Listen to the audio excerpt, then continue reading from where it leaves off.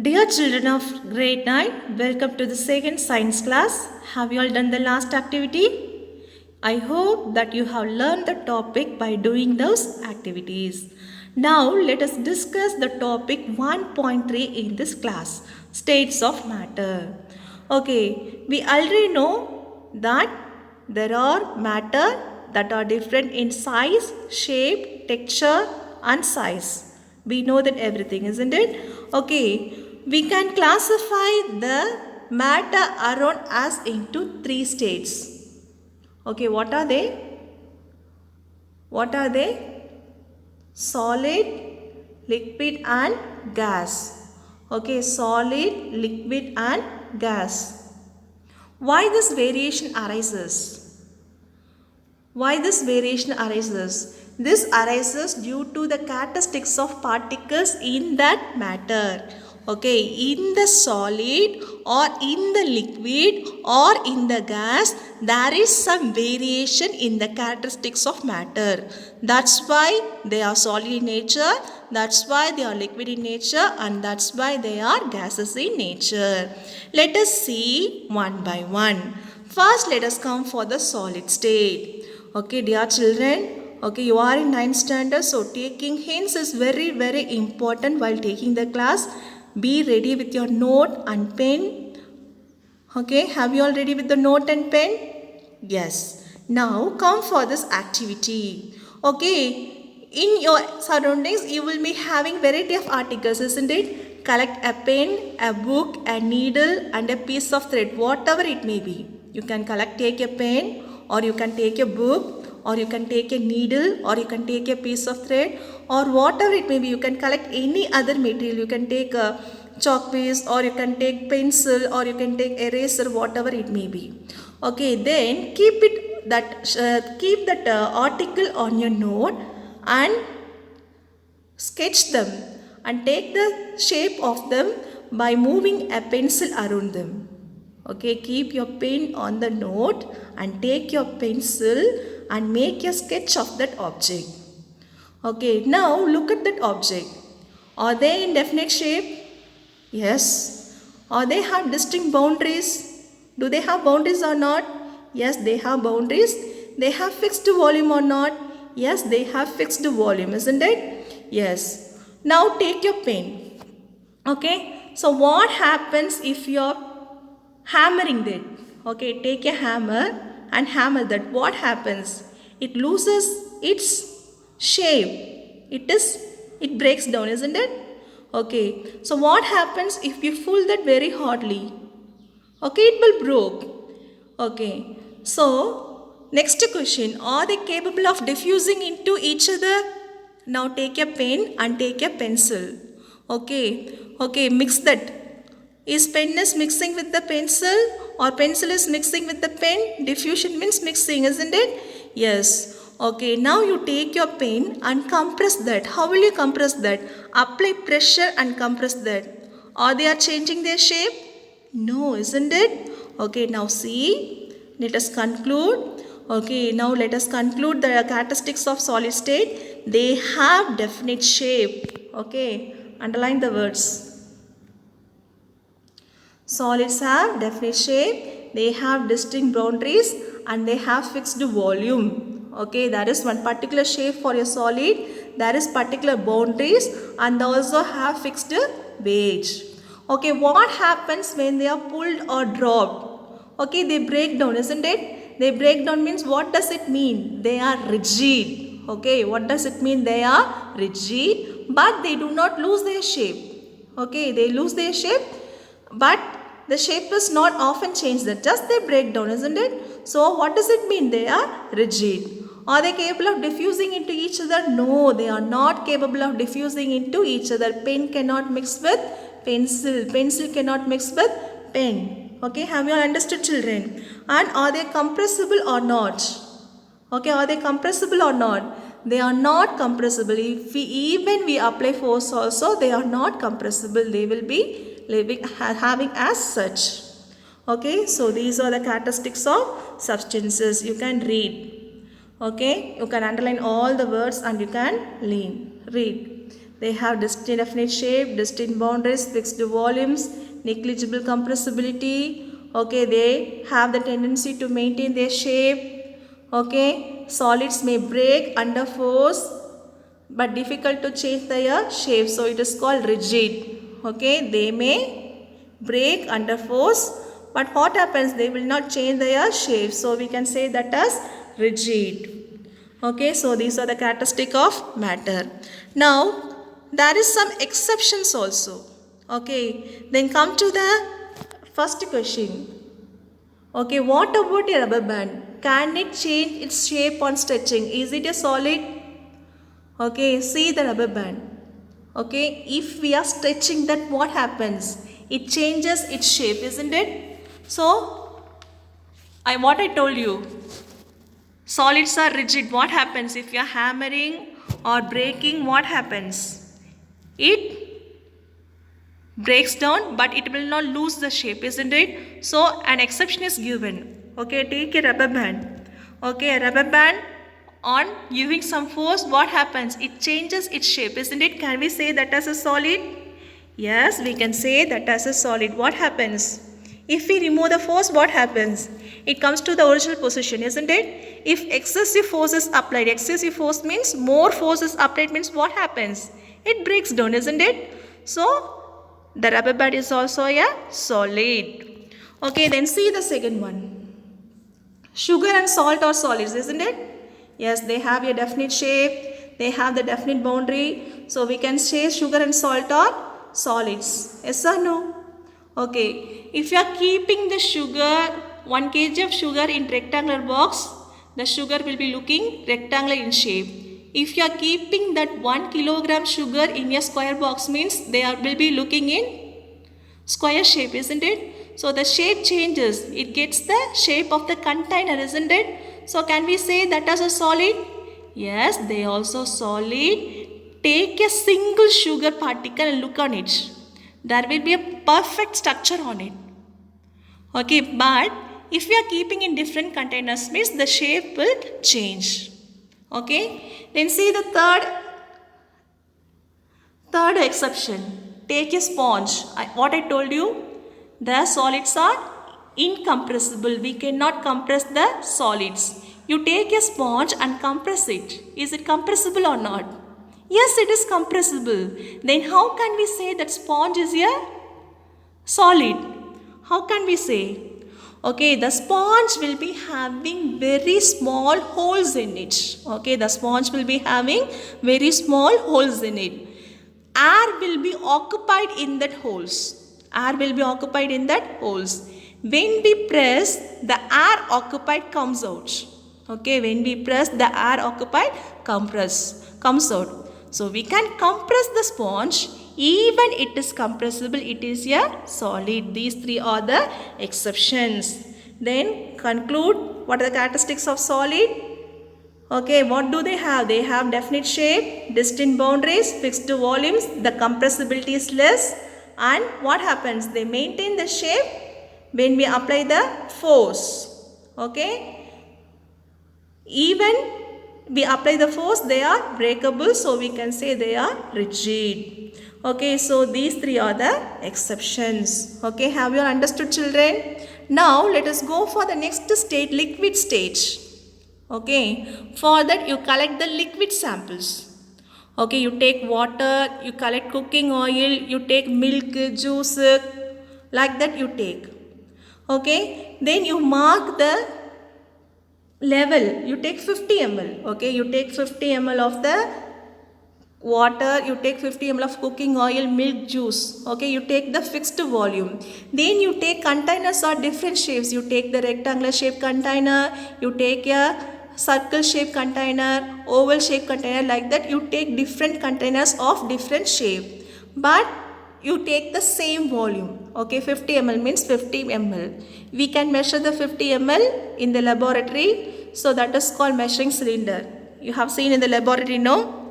Okay, measuring cylinder. With the help of the measuring cylinder, we can measure the volume. Okay, now the question is there.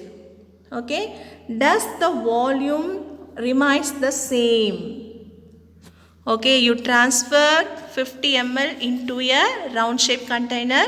Again you transfer that 50 ml into the rectangular shape container. Again you transfer that 50 ml into a square shape container. Does the volume remain same or not? Yes, the volume remains same. 50 ml will be remaining as 50 ml only. 50 ml will not be changed into 60 ml or it will not be changed into 70 ml. Okay, so what is the question answer? The volume remain the same. Okay, next, does the shape of the liquid remain the same? Okay, you transfer 50 ml water into a rectangular container, then into a square container, then into a round container. The shape changes or not? Yes, the shape changes, isn't it? When it is in the rectangular container means it is getting the shape of the rectangle. When it is in the square container means it is getting the shape of the square. When it is in the circle container means it is taking the shape of the circle. Okay. Now third one. When you pour liquid from one container into another, for example, take milk in one container.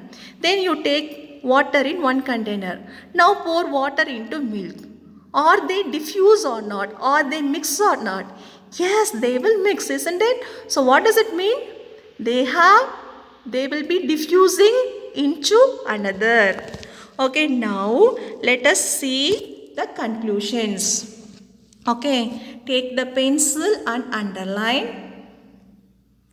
Okay, liquids have no fixed shape. Okay, there is no fixed shape for liquid. They will take the shape of the container. They have the fixed volume, 50 ml, 60 ml, 70 ml, like that they will be having the fixed volume. They take the shape of the container in which they are kept. Okay, then liquids flow. Okay, what the liquids will do? They will flow. Water or kerosene or petrol, whatever it may be, they are flowing, isn't it? So what we can say? They are not at all rigid. They can be called fluid. Okay, then what I told, solids and liquids can diffuse into one another. How we can say that solids can diffuse into liquids? Take a sugar. Sugar is a solid. Add some water. Water is a liquid. Are they soluble or not? Yes, they are capable of diffusing. Okay, or you take water and milk, add each other. They are soluble or not? Yes, they are capable of diffusing. Okay, then one more thing. Okay, so liquids can diffuse solids. Liquids can diffuse liquids. Liquids can diffuse gases also. Some gases are present in the atmosphere, isn't it? Oxygen, carbon dioxide. So they will be soluble. They will be mixing with the water also. Okay. So in the river and all, oxygen and carbon dioxide will be dissolved. So animals living in river, they take oxygen, and the plants living in river, they take carbon dioxide and they have their food. Okay, have you all understood, children? Okay, so this is very important. Underline that words, ma. All living creatures need food for survival. The aquatic animals can breathe underwater due to the presence of dissolved oxygen. Dissolved oxygen means some amount of the oxygen is dissolved in water. That oxygen is called dissolved oxygen. So the aquatic animals, they take this oxygen and breathe. Okay. Then the plants, they take carbon dioxide which is dissolved in water and they prepare their own food. So this is called diffusion. This property is called diffusion. So one is dissolving in another, isn't it? So that is called diffusion. How this diffusion is possible? We have learned in the class 1 that particles of matter have spaces between them, isn't it? So this diffusion is possible. Okay, then they are comparing the rate of diffusion. So comparing to solids they do not have diffusibility. So liquids, they have the property of diffusion. Have you all understood, children? Yes. Now see this. Okay, see, that is one question, isn't it? See, the rate of diffusion of liquids are higher than that of solids. Why? There is more space between the particles in liquid state than compared to solids. So they are capable of diffusing into one another. Okay, have you understood, children? Now we are going for the next state, gaseous state. Okay, so they have given you an example activity. Okay, you take a syringe. Okay, you take a syringe and the syringe has to be fitted with a rubber cock. The syringe has to be fitted with a rubber cock and you keep a piston on the top. Okay, so what do we do with the help of piston? We can compress. If we apply pressure means it will be compressed, isn't it? Okay, if you apply pressure, they will be compressed, isn't it?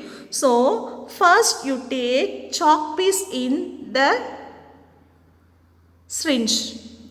Okay, then you put a piston and compress it. Is it compressible or not? No, it cannot compress the chalk piece, isn't it? Then you take some amount of water. You take some amount of water and you put a piston and compress.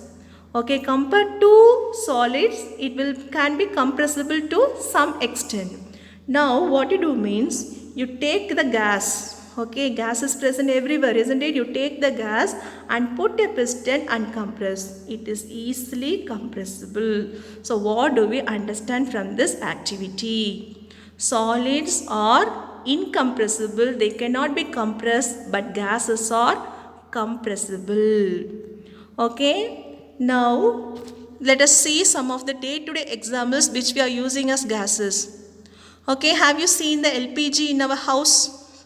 Liquefied petroleum gas. And they are using CNG also. Now, CNG is compressed natural gas. What they will do? Gases are compressible, isn't it? So, they will use some pressure and they will compress in a cylinder and they will solve it.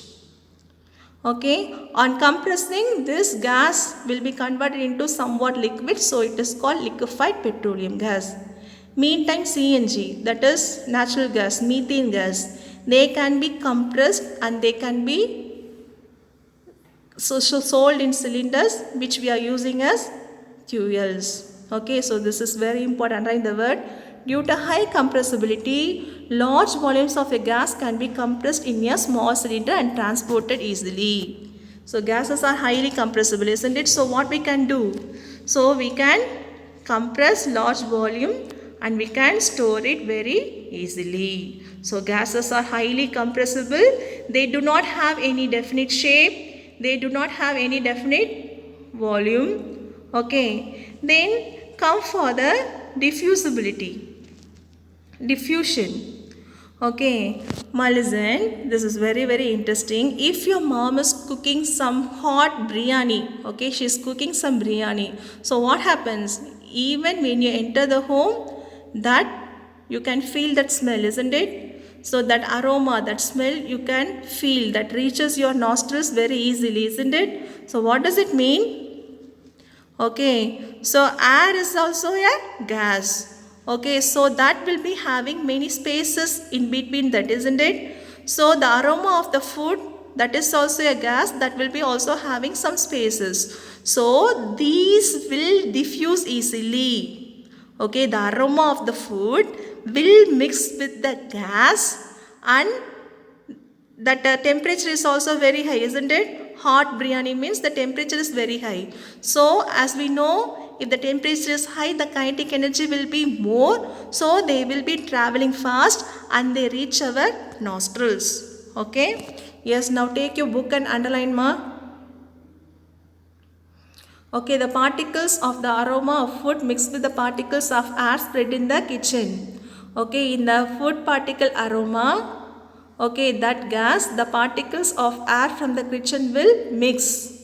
Okay, so they will diffuse very fast and they will reach us.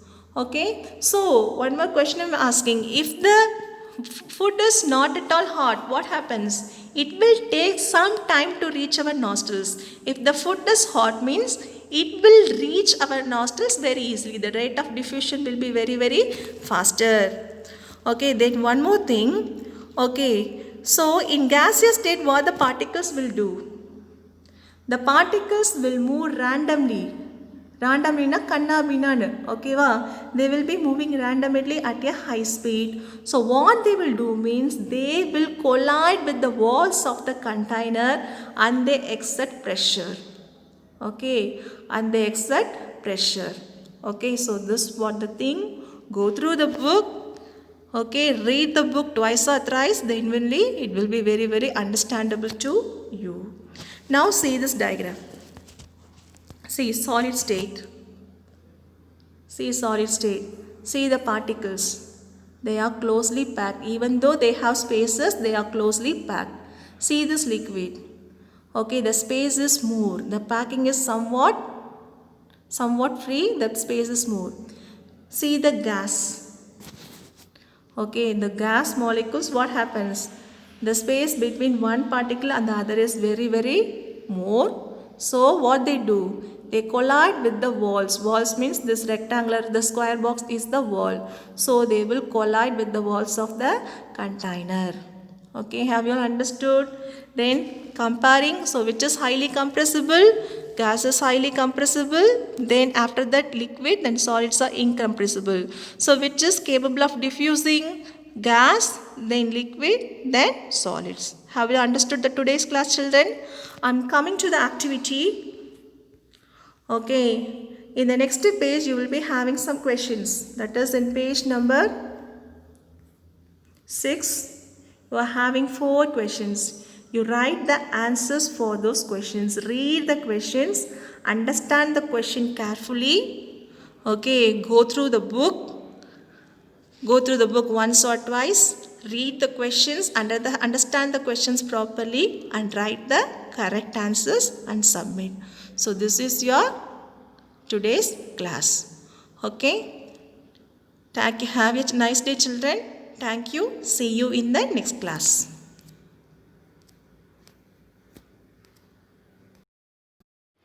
Dear 9th standard children, your activity is write the answers for the questions in page number 6. Have you understood, children? Thank you. See you again.